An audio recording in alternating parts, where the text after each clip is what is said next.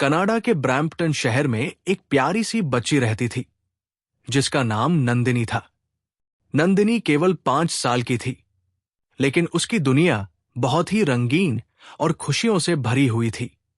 उसका एक खास दोस्त था, एक सफेद और मुलायम फर वाला डॉगी जिसका नाम स्नोई था।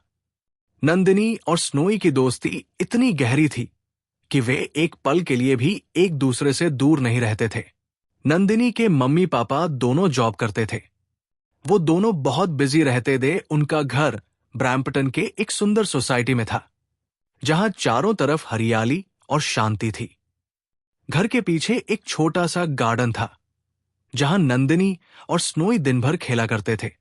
हर सुबह नंदिनी स्नोई को गले लगाकर उठती और कहती, गुड मॉर्निंग स्नोई, आज हम बहुत मजे करेंगे। स्नोई अपनी पूंछ हिलाकर जवाब देता। इसके बाद नंदिनी ब्रेकफास्ट के लिए अपने मम्मी पापा के साथ टेबल पर बैठती। मम्मी पापा उससे पूछते, आज स्कूल में क्या खास है? और नंदिनी मुस्कुराते हुए अपने प्लान्स बताती। ब्रेकफास्ट खत्म करने के बाद वो स्कूल के लिए तैयार होती और स्कूल बस पकड़ने के लिए निकल जाती। एक दिन की बात है, नंदिनी स्कूल से घर आई तो देखा कि मम्मी पापा अभी तक ऑफिस से नहीं लौटे थे।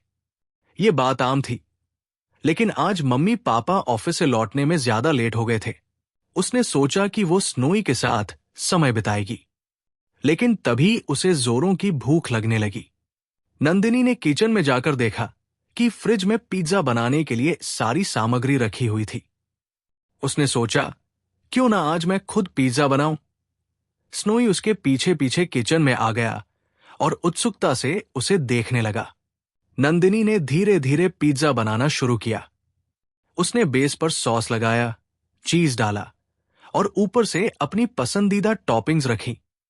फिर उसने पिज्जा ओवन में डाल दिया। जैसे ही पिज्जा पकने लगा, पूरे घर में उसकी खुशबू फैल गई। नंदिनी और स्नोई उत्सुकता से इंतजार कर रहे थे।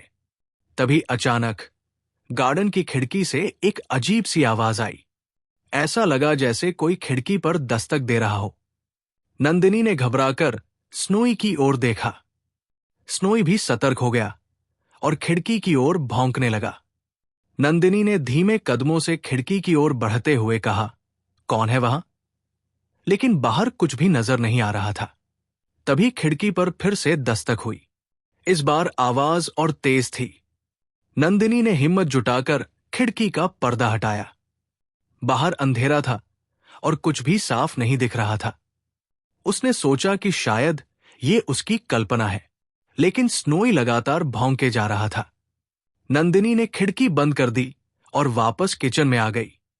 उसने सोचा कि वो पिज्जा खाकर मम्मी पापा का इंतजार करेगी।